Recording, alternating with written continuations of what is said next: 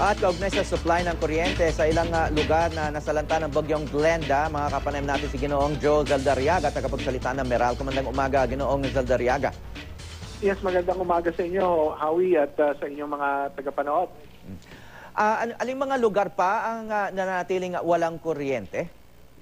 Well, dito sa aming franchise area, ang medyo malawak pang walang serbisyo sa ngayon ay itong bandang southern portion, no? Bahagi ng lalawigan ng Batangas na sakop ng aming prangkisa, gayon din po ng Cavite, at ilang bahagi sa Laguna at gayon din sa Quezon. Ang rason, Howie, meron kasi kailangang sa ayos na facility ang NGCP na na-damage, transmission facility na na-damage nitong si Typhoon Glenda. So yung source ng electricity coming from the south, yung mga power plants dyan, hindi makapag-generate ng kuryente dahil walang dadaluyang transmission line na sasaluhin naman dapat ng aming mga distribution facilities o distribution substations. So, yun yung sitwasyon namin dun sa south. Dito naman sa Metro Manila, meron na lang tayong mga kailangan punuin na around 19% nitong ating customers sa Calacang, Maynila. And hopefully in the coming days, the next couple of days, ay ma-restore na natin fully yung mga na-damage dito sa Calacang, Maynila. So, Joe, yung itong 19% na to, saan nakakonsentrate ito sa Metro Manila? May mga concentration bang bahagi ng Metro Manila ito? Well, basically, yung southern portion, no? Kasi doon dumaan yung bagyo, so yung periphery ng southern part of Metro Manila na medyo malapit dun sa mga nabanggit ko, Laguna and Cavite, yun yung talagang medyo nahagip, kasama na dyan yung Las Piñas, no?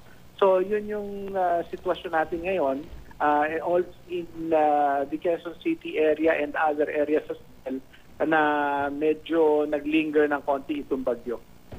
Okay, pero kahit naglinger lang yung bagyo dito nga sa Quezon City, sa northern part ng Metro Manila, ay halos lahat ng bahagi dito sa north ay nagkaroon din ng mahabang brownout kahapon. Ano naman po ang ugat nun? Well, yung distribution facilities natin talagang na-damage, Howie. In fact, kung titingnan natin on parang a broader view, we started yesterday with only around 13% ng customers ang may kuryente. The rest, almost 90% were without power. Okay. Kahapon kasi, syempre may mga pumapasok na mga reports galing sa mga electricity users, no? Yung sinasabi nila sa ibang lugar, nag-flicker daw. Magkakaroon tapos mawawala. May mga lugar naman na sasabihin nila na yung kapitbahay daw nila, yung kabilang kalsada, nagkaroon ng kuryente pero sila wala pa. Ano yun? Usual ba yun? Well, that really happens, Howie, kasi minsan yung service drop nila, yung bahay na lang nila, yung linya, patungo sa bahay, tinamaan ng sanga ng puno. Doon naman sa nag-flicker, syempre ngayong medyo hindi pa talaga back to normal yung ating overall power supply. Wala pa tayong nakakuhang source from the south. So lahat ng capacity nang gagaling sa...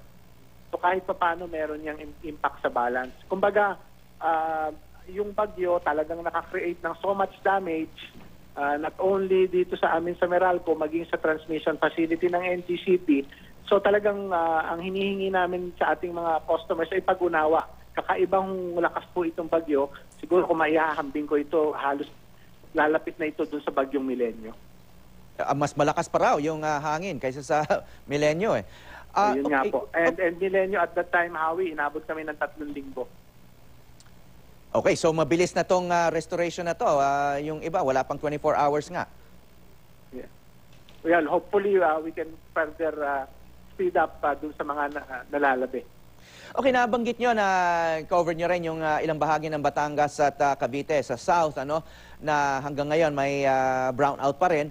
Can you be more specific, sir? These are malalaking probinsya po ito. Anong mga bahagi po ang nakakoncentrate ngayon itong brownout ng kuryente? Well, it's almost the entire province of Batangas. Ang out pa dyan na Hawi, 97%. Cavite, 66%. Laguna, 66%. Quezon, 99.98. So that means almost 100%. So ganun pa ho kalawak yung damage po sa facilities at yung volume na wala pa hong kuryente sa ngayon. So ulitin ko lang, ano, kasi medyo, siyempre kami dito sa Quezon City, meron ng kuryente, nakakagulat na 97% ng Batangas ay wala pang kuryente, 99% ng Quezon Province, 66% ng Cavite at 66% ng Laguna. So the vast majority of people there, households there, ay wala pang kuryente hanggang ngayon. In the south, that's right. Okay. Bukod po sa epekto ng Bagyong Glenda, may mga nakaschedule pa po ba tayong power interruptions? Wala na, Howie. We're storing power as we speak. Hindi na kami nagsasagawa ng maintenance work. Okay. So moving forward... It's all restoration and rehab and assessment. Yeah, moving forward, sir, kasi yun nga, medyo nakikita natin na vulnerable nga itong sistema, kasalukuyang sistema natin, ay sa ibang bansa kasi, syempre, yung mga nakakabiyahe abroad, napapansin ay maraming lugar ay nasa ilalim na po yung mga kable, nasa ilalim ng lupa, yung distribution system. Meron ba tayong planong gawing ganon ang sistema para mas protected po ang ating sistema pag ganitong may kalamidad? But yung ganyan kasing uri ng distribution facility will cost so much in terms of yung investment. And of course, pag may ganyang dinadagdag kang capital expenditure, baka may impact din sa rate. So we need to really balance what we have so far as our facilities are concerned and the cost implications as well. Of course. So ini-strengthen na lang namin yung aming existing facility na kahit papaano naman maka-withstand nung fairly ordinary storm or typhoon. Pero ito kasi talagang kakaiba itong dumaan na ito, Howie. I think the last time that we had this was in 2008, as I said, during the time of Milenio or 6 years ago. Mm-hmm. Okay, para dito sa nasa south, their households are still dark, wala pang kuryente, ano? Ano naman po ang prospect?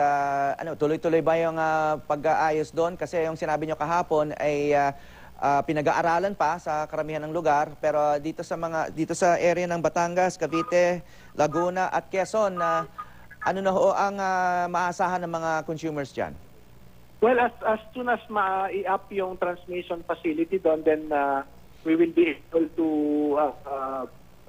the plants will be able to generate power and eventually, pag naka-generate na ho yung mga planta ng kuryente, ang mangyayari ho dyan ay yung madadaluyan na yung transmission lines kung sakaling ma-repair na ho ito, masasalo na ho ng aming mga distribution facility. So sir, ano ba yung nasira talaga doon? Yung planta, transmission lines, or almost everything? Yung transmission line po and the distribution system as well of Meralco. Transmission facilities of NGCP and the distribution facilities of Meralco. Yun ho yung sinira nitong bagyo. Okay. Pero yung mga power plants, umaandar pa? I think they will be able to start up once na na-repair yung transmission facility. And these 4 provinces, they're depending on the same power plants or iba-iba? Basically, it's a system grid, Howie. Right now, dun sa mga meron ng kuryente sa south, sa north galing yung supply. It's basically an integrated system. Ganun po yung sa sistema ng kuryente. Except medyo meron nga a bit of choke point sa south dahil wala hong nakakapag-generate doon. Ideally, both from the north and the south. So sir, alam namin na Meralco, binobombard ngayon ng mga queries, requests, reports na galing sa mga ordinaryong consumers. Ano ho ang payo nyo sa mga gustong magpadala ng mensahe sa Meralco? What is the easiest way they can get a response? Or what kind of information do you need from them? Well, basically, we are already getting the information we need at this point. Howie, we know the areas that are affected. Siguro, once na nag-declare na kami na normalize na yung power sa Metro Manila, meron pa rin siguro mga maiiwan, yung mga direct connection sa bahay nila. Yun yung kailangan naming info.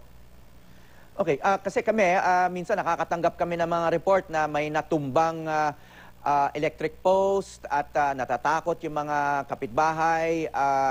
Ano naman po ang maipapayo nyo sa mga taong yon?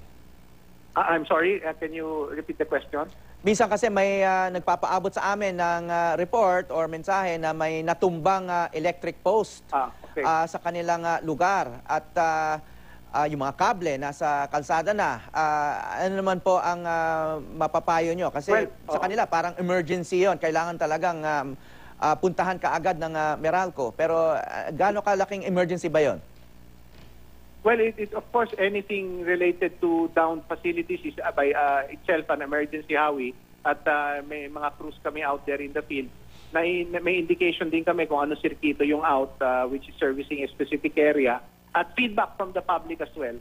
Meron kaming mga, may hotline kami na maaari nilang tawagan. At meron din kaming, ni-utilize na din namin ho ang social media to get more information.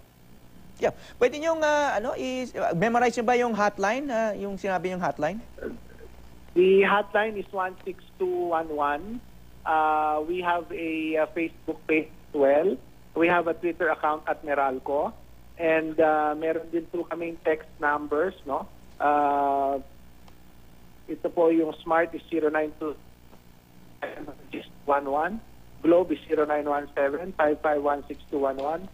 And Sun 092577162111. Sorry, pakiulit lang po yung cell numbers dahil choppy po yung umpisa. Smart is 0920-9716211. Globe is 0917-5516211. And Sun is 0925-7716211. Okay, pero nabanggit nyo na meron kayong social media accounts at agad napansin namin na mabilis naman ang inyong response doon. Pero nabibigyan naman ng attention din yung mga information pinaaabot sa Twitter at Facebook. It's an additional medium sa ngayon na ginagamit namin Howie for our customers. Okay.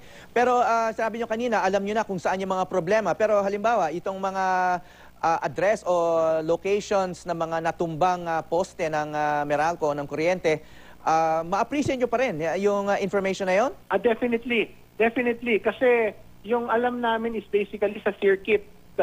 Okay. So far as restoring the main lines or main circuits are concerned. No? Pero sabi ko nga, yung mga feedback na nanggagaling sa ating mga kababayan, on specific areas, yon kailangan namin. So sa ngayon kasi nagsisircuit by circuit yung aming attack in terms of restoration, main lines, at in the process of assessing the damage as well, nakikita na din namin yung individual troubles or problems, and as well, ginagamit namin yung information coming from the public. Okay, so yung mga natumbang electric post at yung mga fallen distribution cables, kailangan nyo pa rin yung information kaugnay nun, yung address, saan mismo ang mga location nito? Yes, that's right. Okay, maraming salamat po, Meralco spokesperson Thank you. Joe Zadariaga.